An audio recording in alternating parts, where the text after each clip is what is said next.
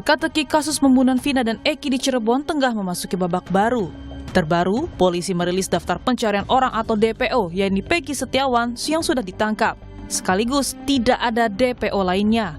Padahal sebelumnya Polda Jawa Barat sempat merilis 3 DPO dengan ciri-ciri fisik meski tanpa foto. Jadi perlu saya tegaskan di sini rekan-rekan bahwa tersangka semua bukan 11 tapi 9. Sehingga DPO hanya 1. Untuk itulah kami selama ini meyakinkan bahwa 5 keterangan berbeda dari tersangka itu ada yang menerangkan 3. Ada lagi menerangkan 3 dengan nama berbeda. Ada yang menerangkan 5, ada yang menerangkan 1. Setelah kami melakukan penyidikan lebih mendalam, ternyata 2 nama yang disebutkan selama ini itu hanya asal sebut. Sementara kuasa hukum Vina mempertanyakan penghapusan DPO kasus pembunuhan Vina Eki semula 3 orang menjadi 1 orang. Kuasa hukum Vina menyebut polisi harus bisa menjelaskan siapa yang bertanggung jawab atas kematian Vina. Yang paling bertanggung jawab atas kematian Vina dan Eki kalau 2 DPO itu dihilangkan. Apakah serta-merta kami selaku kuasa hukum percaya begitu saja? Ayo, apakah kami harus tinggal diam? Berarti selama ini tentunya yang harusnya bekerja adalah siapa? Nah, betul. Sudah tahu kan? Gitu. Jadi kami tidak mau tahu, kami taunya yang berdasarkan keputusan itu ada 2 nama lagi. Pelaku Peggy Setiawan alias Peron membantah terlibat dalam kematian Vina dan Eki. Peggy menyebut dirinya bukan pelaku pembunuhan Vina dan Eki. Peggy juga sempat beberapa kali menggelengkan kepala saat polisi menyampaikan keterlibatan dirinya dalam kasus 8 tahun silam. Agar tertib, rekan-rekan. Ya, tunggu, sabar. Kenapa ganti identitas? Kenapa ganti Robi namanya? Kami persilakan. Kenapa? Nama gaul saya tidak pernah melakukan hukuman itu. Jadi fitnah. Saya rela mati. Tidak.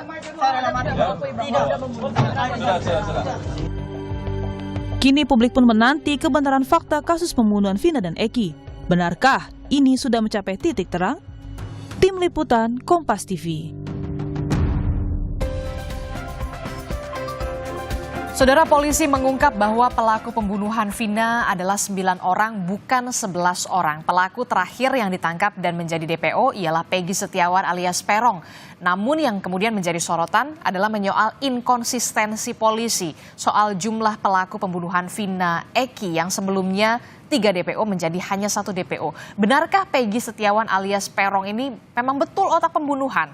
Lalu bagaimana penelusuran kasus ini? Kita akan membahasnya di pagi hari ini bersama dengan sejumlah narasumber yang sudah hadir melalui sambungan Zoom. Sudah ada anggota Kompolnas, ada Pak Yusuf Warsim. Selamat pagi, Assalamualaikum Pak Yusuf. Waalaikumsalam, selamat pagi. Ya, kemudian juga ada pakar hukum pidana Universitas Jenderal Sudirman, ada Profesor Hipnu Nugroho. Selamat pagi, Assalamualaikum Prof. Hipnu. Waalaikumsalam warahmatullahi wabarakatuh, Mbak. Selamat pagi, Pak Yusuf. Selamat pagi juga. Selanjutnya juga ada kuasa hukum dari keluarga korban Vina, yakni ada Mbak Putri Maya Rumanti, nanti akan bergabung menyusul Mbak Putri. Saya tapi ingin ke Kompolnas dulu. Kompolnas ini kan pasti menyoroti betul ya, termasuk juga publik yang memberikan atensi begitu besar. Kemarin ini yang kemudian menjadi sorotan adalah polisi merilis dari 3 DPO kemudian berubah lagi menjadi hanya 1 DPO begitu. Pak Yusuf, ini bagaimana Kompolnas nanti akan mengkonfirmasi soal ini? Kita jadi bertanya-tanya, ini bagaimana ini dari 3 menjadi 1? Right. Jadi kemarin dari penyidik menjelaskan alasannya, tentu kami sebagai pengawas menjadikan catatan untuk dimintakan klarifikasi. Mudah-mudahan besok kami sudah bisa bertemu di Polda, bertemu penyidik melalui pengawasan internal Inspektorat Pengawasan Daerah. Dugaan kami ada perbedaan yang sudah dirilis DPO.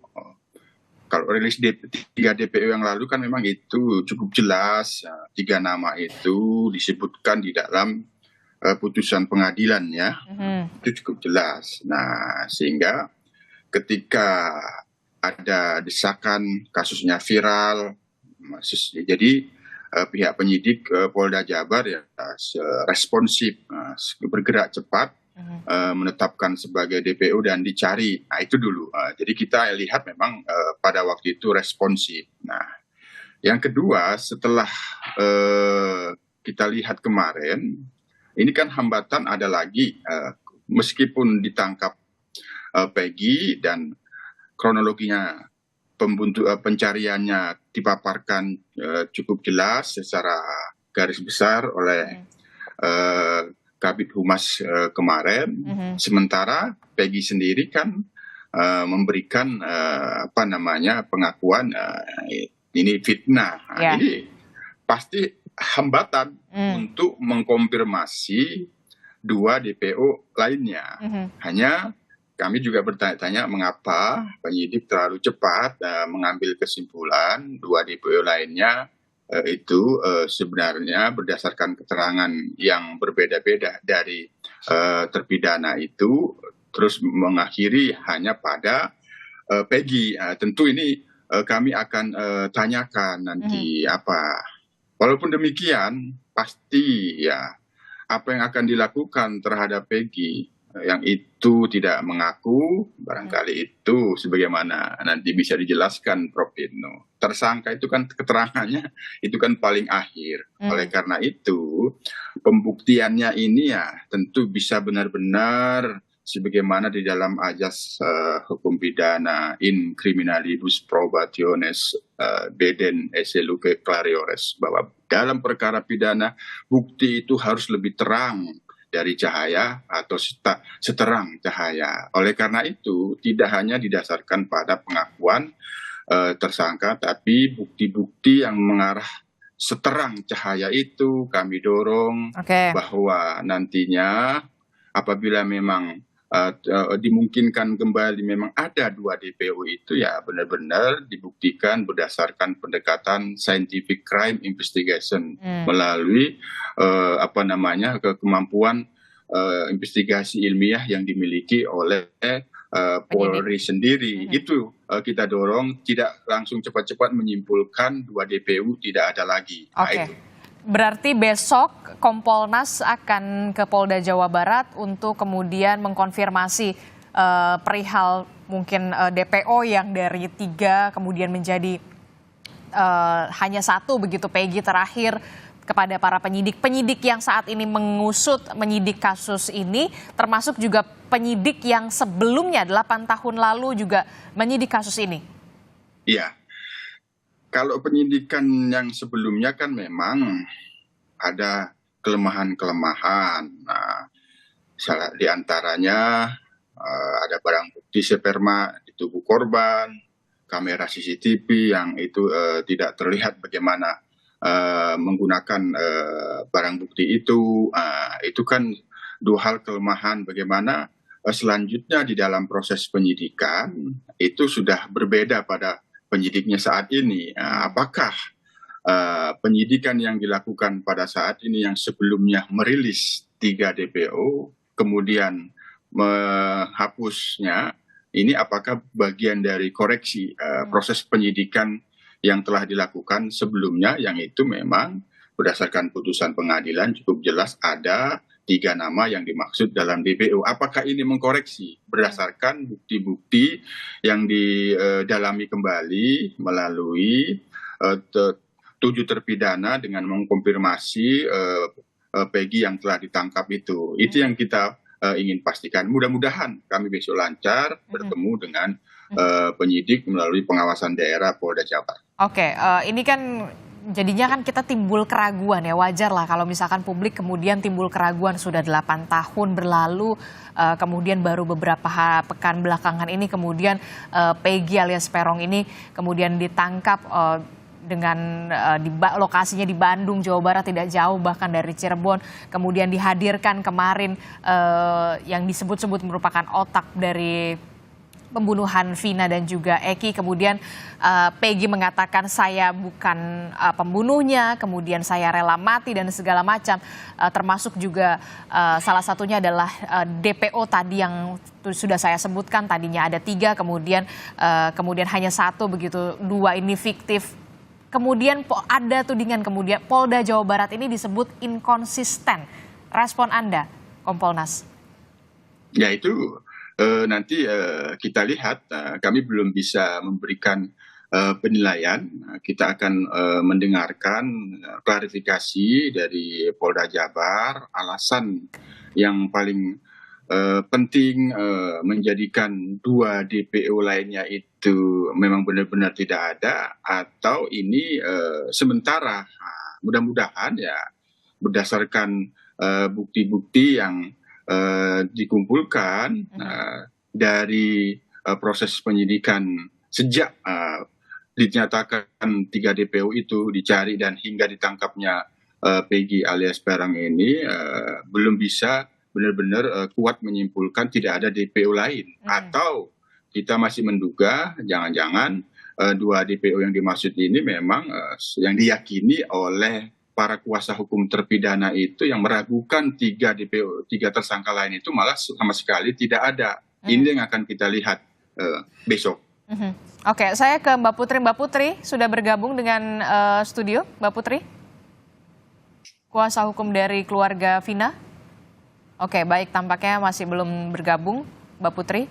Halo Mbak, iya halo. Oke, Mbak Putri ini kan kalau kita lihat kemarin menjadi sorotan ya, Peggy alias Perong ini betul-betul menggelengkan kepala, gesturnya pada saat polisi melakukan rilis, kemudian juga sempat mengatakan kepada wartawan, saya bukan pembunuhnya, saya rela mati, bahkan saya tidak melakukan itu. Bagaimana langkah nantinya yang akan dilakukan oleh kuasa hukum dari keluarga Vina, Mbak Putri?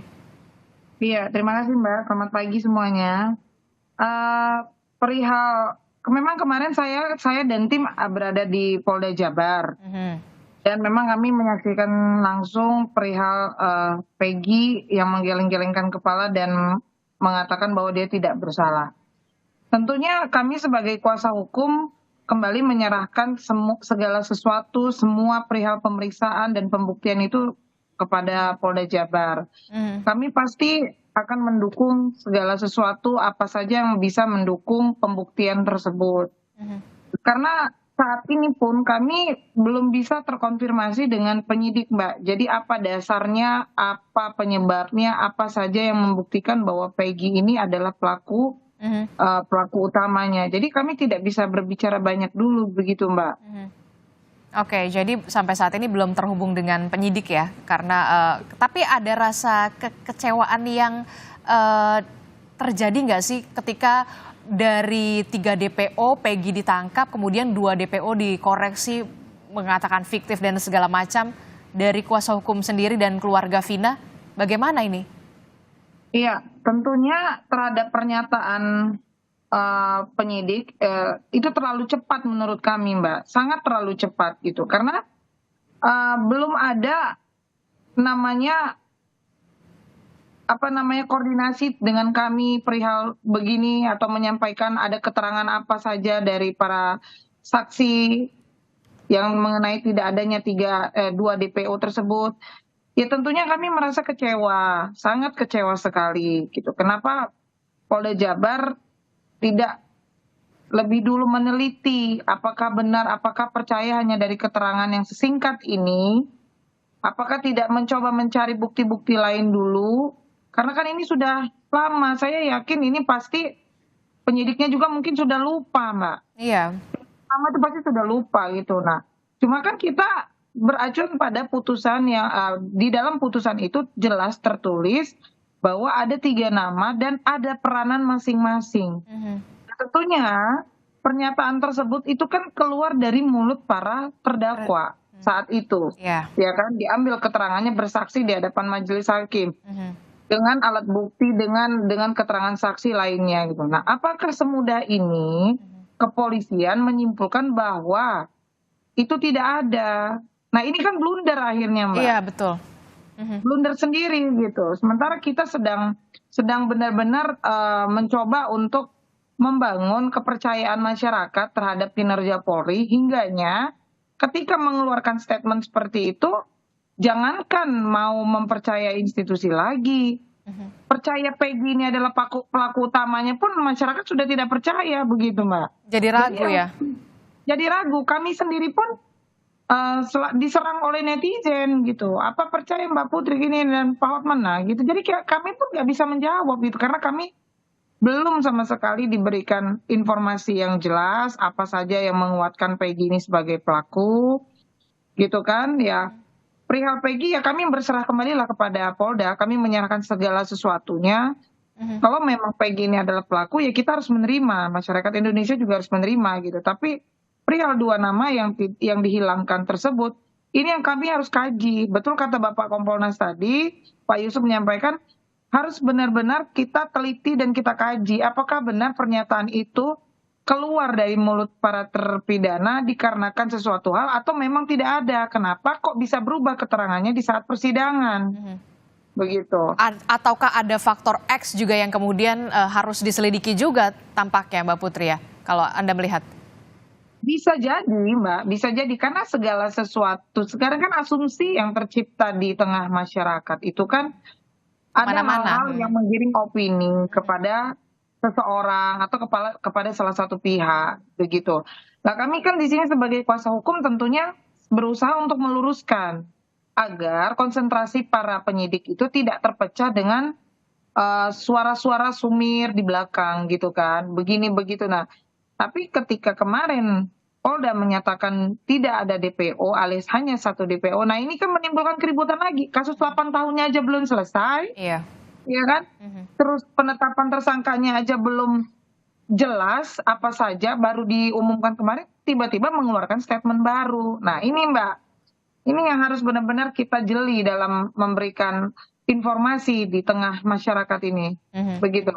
Oke, saya ke Prof. Ibnu. Prof. Ibnu, ini kan kalau kita lihat ya kemarin yang kemudian menjadi sorotan adalah justru Polda merilis mengkoreksi dari 3 DPO menjadi hanya 1, kemudian Peggy ini sudah ditangkap, 2 DPO-nya kemudian dikoreksi, termasuk juga yang menjadi sorotan adalah keterangan dari Peggy alias Peron ini yang bisa kita lihat sendiri bahwa dia tidak mengakui kalau memang dia yang membunuh. Bahkan dia rela mati. Apa yang bisa Anda baca dari ini, dari sisi hukum ini? Ya, gini Mbak. Jadi dalam suatu sistem peradilan pidana, itu memang yang paling berat adalah di praadjudikasi. Praadjudikasi itu artinya di pemeriksaan pendahuluan. Bahkan pemeriksaan pendahuluan itu sebagai pintu gerbang dalam suatu penyelesaian di persidangan. Dari kasus ini tampaknya carut marut sejak awal Mbak. Kalau kita lihat dulu konon katanya kecelakaan, kemudian rilis dari Polres 11, kemudian menjadi 8 menjadi 9, kan gitu kan. Nah, pertanyaan ini saya kira memang suatu yang harus dijawab oleh Polda Jabar ya. Karena apa? Penentuan tersangka itu bukan suatu yang mudah. Penentuan tersangka itu oleh penyidik sudah dalam artian seseorang berdasarkan bukti yang patut untuk diduga sebagai pelaku. Artinya ketika itu sudah menentukan siapa-siapa. 1. Kedua, data dukung yang ada tadi di pengadilan pun juga menyebutkan 11. Artinya secara normatif tertulis itu adalah 11 kan gitu.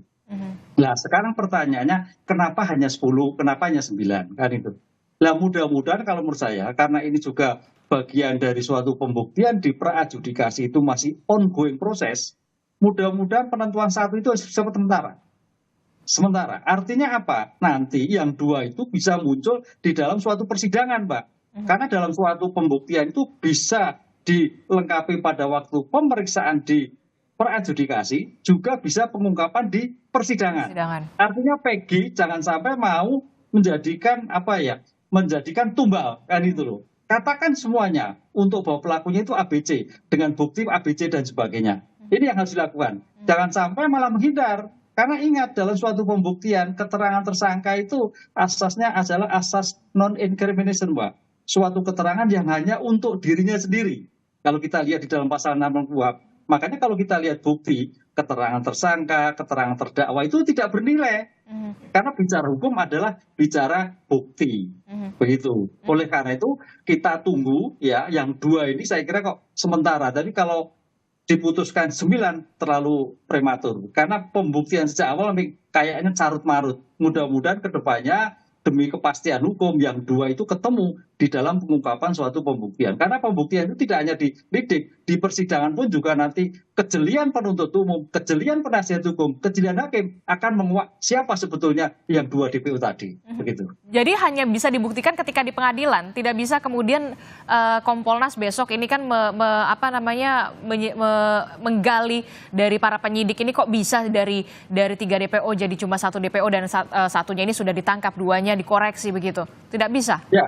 Ya, tidak bisa. Ini taruhan dari Polda Jabar kalau hanya menentukan 9, Mbak. Itu loh. Makanya penentuan 9 tambah 1 itu kok tidak konsisten dengan bukti awal dan bukti di dalam dokumen kan gitu loh. Ini yang kita sayangkan tuh. Kenapa tidak dikatakan sementara dulu kan itu loh. Kalau sementara kan masih berlanjut. Pada titik tertentu tidak ditemukan itu baru. Jangan terburu-buru menentukan hanya satu. Ini yang kita sayangkan dalam suatu pengungkapan perkara. Karena pengungkapan perkara ini tidak hanya disidik, diperadjudikasi, diadjudikasi juga pengungkapan, Mbak. Nanti akan jadi masalah ketika di pembuktian persidangan ternyata 2 itu ketemu. Lah, apa kata dunia Polda Jabar? Berarti Anda juga melihat ada inkonsisten di sini? Kalau melihat data sejak awal, iya. Kan dulu kalau kita lihat YouTube-nya kan Polres tanggal 11. Dokumennya 11. Gitu, Mbak. Sehingga sampai kemudian di putusan juga disebutkan 11. Kenapa yang 3 itu tidak? Baru 1. Katanya keterangan-keterangan. Lah inilah saya kira menjadikan problem tersendiri, carut marut penyelesaian dalam kasus pembunuhan. Sehingga menurut saya penentuan tambah 1 itu menurut saya kok sementara. Lebih baik dikatakan sementara. Jangan finish. Kalau finish berkembang nanti persidangan, wah repot nanti pengungkapan suatu perkara selanjutnya. Berarti ini benar-benar harus kalau memang Peggy harus membuktikan dan kuasa hukumnya harus benar-benar bisa membuktikan bahwa dia bukanlah orang otak dari pembunuhan Eki dan juga Vina begitu ya. Termasuk juga membuktikan 2 DPO ini sebenarnya ada atau tidak begitu. Iya, karena ini kan dalam konteks hukum kan pasal 55 penyertaan. Sebetulnya siapa sih dadernya? Kita juga belum tahu. Siapakah yang turut serta? Yang membantu kemarin sudah diputus bebas. Kan gitu, Pak. Oleh karena ini harus direkonstruksi ulang. Baik pelaku, baik keluarga pelaku yang untuk menginformasikan awal. Bukan para pelaku yang sudah dipidana loh, sudah selesai. Tapi dalam pengungkapan ini kayaknya Polda Jabar harus lebih luas. Keluarga-keluarga pelaku dulu, keadaan pada waktu dulu dibuka kembali. Sehingga jangan sampai penentuan seorang ini menjadikan suatu yang nanti bermasalah di kemudian hari. Ini suatu taruhan yang luar biasa ketika hanya menentukan 1 padahal dokumen-dokumen menyatakan 3. Begitu, Pak. Harus ada rekonstruksi ulang?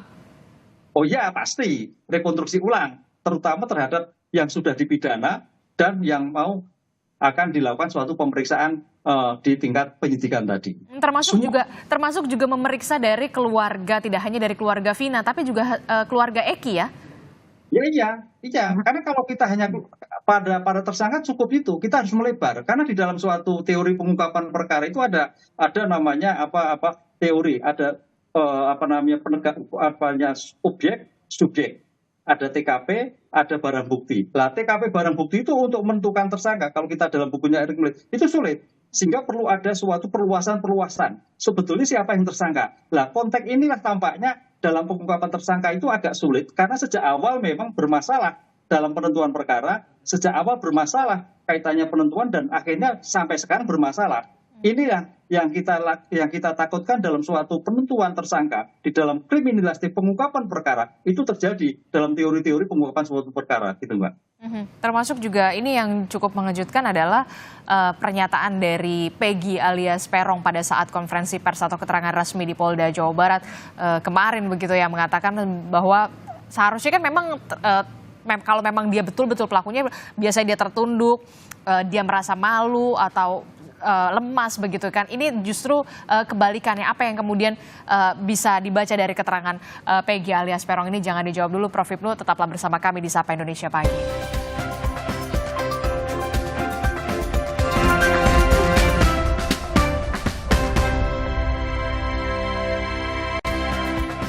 Terima kasih Anda masih bersama kami dalam Sapa Indonesia Pagi. Saudara masih membahas soal pengusutan kasus pembunuhan dari Vina dan juga Eki setelah kemarin Polda Jawa Barat ini merilis ada satu pelaku yakni Peggy alias Peron yang merupakan berperan otak pembunuhan dari pembunuhan Vina dan juga Eki. Masih bersama saya ada Kompolnas, ada Pak Yusuf Warshim, kemudian juga ada Prof. Hipnu, kemudian juga dari kuasa hukum keluarga Vina ada Mbak Putri.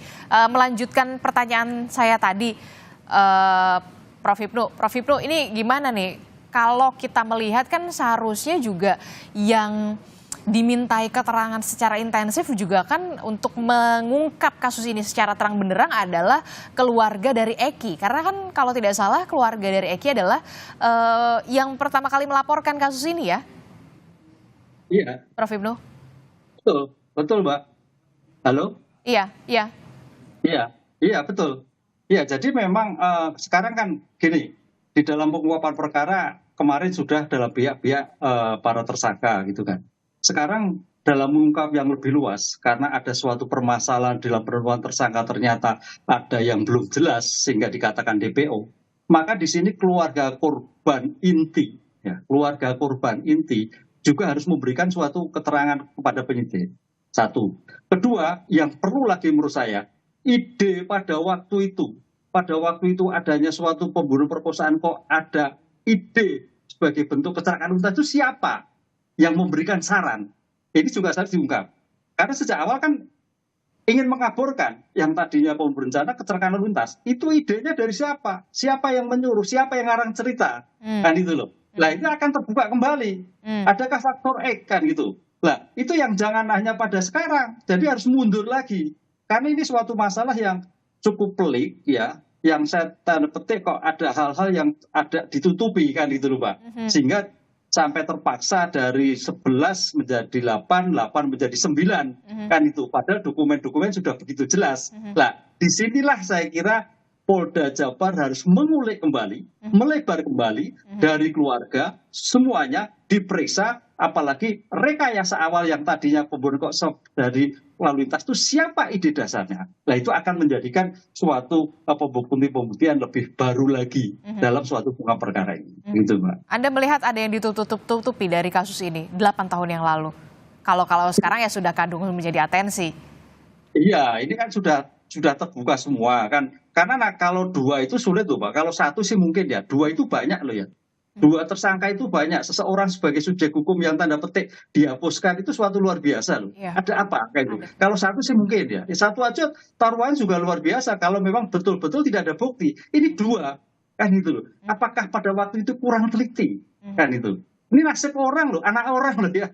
Si 3 itu suatu luar biasa Pak. Oleh karena ini marilah kita dukung semua Polda Jabar untuk bisa menyelidik kembali, mengungkap kembali sehingga kalau toh memang hari ini baru 1, tolong berikan kalimat sementara. Karena namanya suatu penyidikan itu masih ongoing proses. Gitu. Oke, ada tanda tanya besar yang sampai saat ini harus dijawab oleh pihak kepolisian dari publik yang tentu saja bertanya-tanya soal kasus ini sebenarnya bagaimana ini ya. Mbak Putri, masih mendengar suara Adisti di studio? Masih Mbak, masih. Oke, Mbak Putri ini kan kalau dari keluarga Vina justru malah ayo dong saya ingin ketemu penyidik apa yang kemudian mendasari Peggy alias Peron ini benar-benar otak dari pembunuhan. Tapi bagaimana kemudian kuasa hukum dari keluarga Vina juga berkoordinasi dengan keluarga Eki? Kita kan juga melihat kan keluarga Eki ini kan memang yang pertama kali melapor ya? Iya benar Mbak. Kalau kami mencoba menghubungi keluarga Eki sampai hari ini tuh tidak ada jawaban sama sekali. Kami coba menelpon Pak Rudiana, mencoba membangun komunikasi, tapi tetap tidak ada jawaban begitu. Sampai saat ini pernah ada komunikasi berarti ya? Tidak ada Mbak, tidak ada. Sama kuasa hukum dari kuasa hukum Vina dan kuasa hukum Eki bagaimana? Ini kemarin kan ada statement kuasa hukum dari keluarga Eki yang dulu juga mendampingi Vina. Kemarin dia sempat berbicara bahwa status dia sebagai kuasa hukum itu belum dicabut. Nah, namun kami sendiri bertanya kepada keluarga Vina, apakah memang apakah ada surat kuasa yang ditandatangani saat itu terhadap kuasa hukum yang lain? Terus mereka mengatakan tidak ada, Mbak, karena semuanya urusannya Pak Rudiana, begitu. Jadi ya udah gitu. Kami juga menanyakan surat, mereka tidak punya data apapun begitu, Mbak. Jadi sampai saat ini belum ada komunikasi yang terbuka juga ya dari keluarga Eki ya, bahkan dari ayah dari Eki ya. Iya, itu yang kita jadi aneh. Ini kan kita sama-sama mau membantu ya, bukan mau membuat masalah, tapi kami butuh juga informasi keterangan apa saja sih yang saat itu dilakukan gitu. Apa saja upaya dari Pak Rudiana. Kita tahu gitu bahwa beliau adalah seorang polisi dan tidak ada larangan dalam perihal untuk melakukan penangkapan begitu kan. Cuma kan kami mau juga meluruskan suara-suara di luar gitu agarnya tidak blunder lagi begitu. Nah, kalau ini kan beliau tidak muncul, ini menjadi pertanyaan besar juga, Mbak. Ada apa? Kenapa begitu? Pak Yusuf, gimana Pak Yusuf? Apakah nanti juga akan bertemu dengan keluarga Eki dalam ini secara khusus ayah dari Eki, korban? Ya, kalau untuk ayah korban Eki ini kan sebagaimana kita tahu anggota kepolisian, sebenarnya yang bersangkutan itu melalui pernyataan yang beberapa waktu lalu yang terbaru itu kan cukup jelas itu sebenarnya, cukup jelas ya, kita menghormati apa yang dimaksud terkait dengan tidak ingin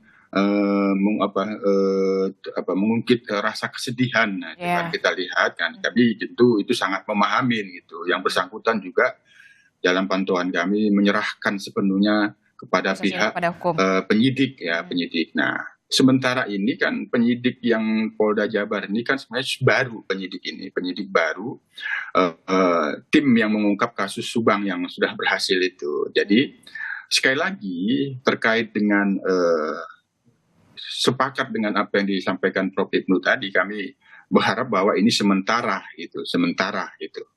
Namun demikian kami juga bisa menganggap bahwa dugaan kami ini adalah koreksi. Karena proses penyidikan sebelumnya hingga telah mendapatkan putusan pengadilan yang telah berkekuatan tetap itu tidak ada upaya PK sampai hari ini. Memang proses penyidikannya itu kita sudah mencatatnya banyak kelemahan-kelemahan. Nah, dari proses misalnya kecelakaan itu sebenarnya memang itu wajar-wajar saja karena laporan pertama anggota polisi di polsek setempat yang menemukan ada mayat sesuai dengan laporan dari pihak masyarakat. Nah, maka dibuat laporan ini kecelakaan. Namun kan kemudian itu dilakukan penyelidikan. Ketika dilakukan penyelidikan tentu sesuai dengan SOP, ada surat perintah penyelidikan, ada surat tugas penyelidikan. Terbitnya surat perintah penyelidikan, terbitnya surat tugas penyelidikan tentu ada laporan.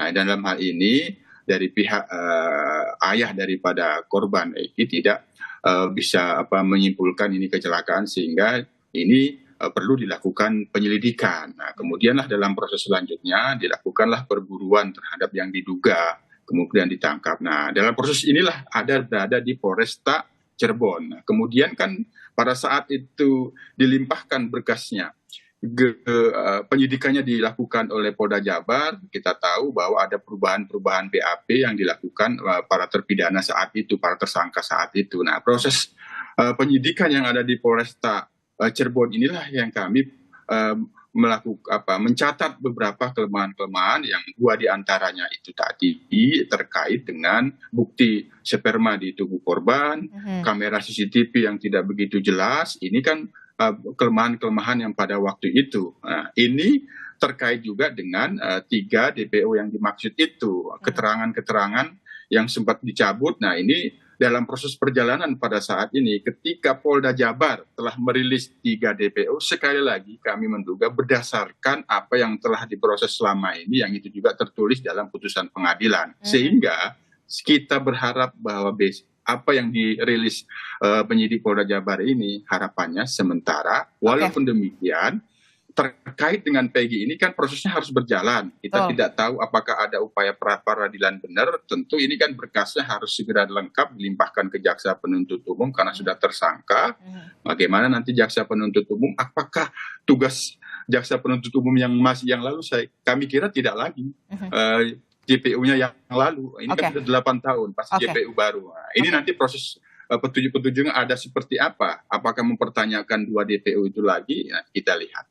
Oke, Pak Yusuf, tadi kan Anda menyebutkan penyidik ini baru ya kan? Penyidik ini baru yang menangani kasus ini yang saat ini kan penyidiknya baru yang menangani juga kasus Subang. Nah, bagaimana dengan penyidik yang lama yang kemudian dalam tanda kutip memberikan PR lah ya sampai 8 tahun secara waktunya begitu lama begitu. Hasil dari Propam sendiri penyelidikannya gimana? Itu salah satu catatan yang akan kami mintakan klarifikasi di Polda Jabar besok, karena sebelumnya ada aduan bagaimana proses yang ada di Propam. Nah, dugaan kami kalau untuk penyidik di Polresta Cirebon kemungkinan masih ada, hanya penyidik di Polda Jabar pada waktu itu yang barangkali bisa jadi sama sekali sudah tidak ada karena sudah dimutasi, pindah tugas dan sebagainya. Nah, untuk dalam hal inilah kita akan melihat besok secara komprehensif proses perjalanan penyidikan di Polresta Cirebon sampai dilimpahkan penyidikannya di Polda Jabar itu seperti apa. Dalam proses itu ada pengaduan dari salah satu terpidana ke Propam terkait dengan unprosedural, dugaan disiplin atau pelanggaran kode etik. Kita lihat bagaimana tindak lanjutnya. Sementara ini yang akan kita tanyakan besok. Bagaimana proses itu, nanti di situ kita bisa melihat apakah bisa dipahamin atau tidak. Kalau kita tidak bisa memahami, tentu kami akan memberikan masukan-masukan penguatan. Hanya sebelum kami ke sana, kami sekali lagi mendorong di dalam kasus ini tidak hanya berdasarkan pengakuan-pengakuan, tapi penguatan pada scientific crime investigation. Karena ini kasusnya sudah 8 tahun yang lalu, tertangkapnya Peggy ini sesungguhnya bisa menemukan bukti baru atau semakin menjelaskan bagaimana kasus dugaan pemerkosaannya, siapa intelektual dadernya, itu harapan kita. Anda sepakat Prof. Ibnu dengan tertangkap Peggy ini bisa bisa mengungkap sebenarnya kasus yang sebelumnya bisa dikatakan buram begitu ya, sampai akhirnya bisa terang benderang sampai saat ini?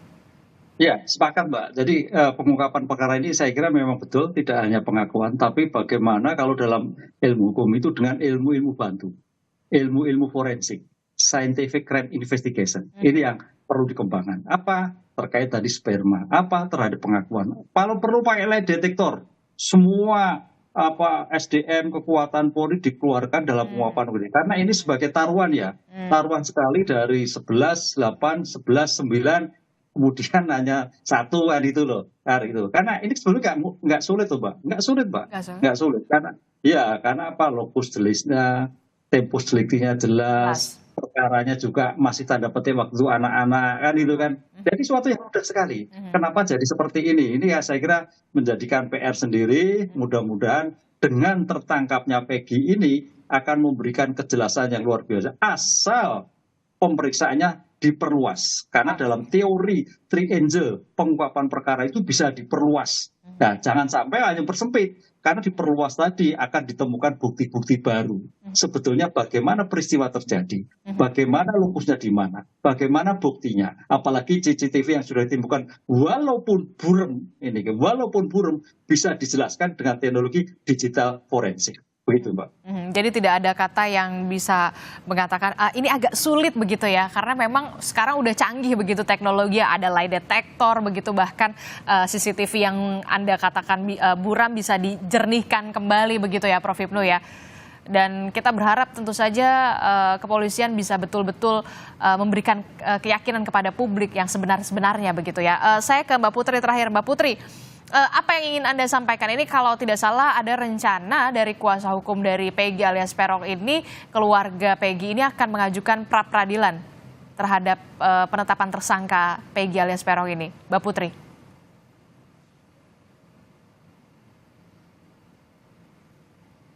Mbak Putri.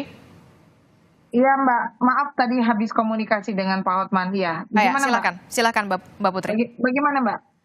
Ada rencana keluarga dari Peggy alias Peron dan kuasa hukumnya ini akan mengajukan pra peradilan terkait dengan penetapan tersangka dari Peggy ini. Iya, itu kan merupakan hak dari setiap tersangka, upaya hukum yang memang harus dilakukan kalau memang ada keyakinan bahwa Peggy tidak salah. Kalau kami kan pada prinsipnya mempercayai apa yang dihasilkan oleh kepolisian. Tentunya kami juga tidak boleh melarang apa yang akan dilakukan oleh keluarga Peggy. Dan kami sangat mendukung perihal tersebut, Mbak. Kami persilahkan. Karena kami juga tidak mau sampai ada salah tangkap. Kami kan maunya pelaku yang sebenarnya yang tertangkap, bukan orang yang tidak melakukan yang ditangkap, begitu. Anda melihat ada indikasi ke situ? Sejauh ini saya tidak melihat apapun ya, kami masih meyakini lah hasil kinerja kepolisian, Mbak. Kami masih meyakini. Apa yang ingin Anda sampaikan terkait dengan pengusutan kasus ini dan langkah hukum apa yang kemudian akan ditempuh oleh keluarga dari Vina? Setelah tentunya Mbak, kami akan terus berdiskusi dengan Polda, melihat bukti-bukti dan kemungkinan yang akan terjadi di kemudian hari. Jikalau memang tidak ada 2 DPO tersebut, tentunya kami membutuhkan keterangan yang valid. Yang valid berdasarkan keterangan dari siapa, faktanya bagaimana. Ya kalau memang itu ada, ya kita cari gitu. Sama-sama kita cari bagaimana ini bisa ditemukan. Tapi karena ini sudah menjadi produk hukum, dan sudah diberikan keterangan itu di saksi di persidangan hingga majelis hakim meyakinkan ada 2 lagi DPO, ya berarti kan ini harus benar-benar dengan keyakinan menyampaikan bahwa kalau dugaan yang didapat saat ini, hasil dari penyelidikan saat ini tidak ditemukan 2 orang tersebut alias fiktif, ya apa yang membuat keyakinan bukan hanya untuk kami tetapi untuk publik, untuk masyarakat se-Indonesia gitu. Kita juga terus mengawal bagaimana ujungnya dari kasus ini ya, karena memang pasti 8 tahun itu bukan waktu yang sebentar begitu ya. Dan tentu saja ini menjadi PR besar dari kepolisian untuk bisa benar-benar meyakinkan publik dan memberikan rasa keadilan juga ya, baik bagi keluarga Vina, Eki, dan juga mungkin dari para terpidana ataupun Peggy dan juga Peron begitu ya. Terima kasih Mbak Putri telah bergabung bersama kami. Prof. Hipnu, terima kasih. Pak Yusuf Warsim dari Kompolnas, terima kasih telah bergabung bersama kami. Kita tunggu informasinya besok ya di Polda Jawa Barat, Pak Yusuf. Terima kasih, Mbak.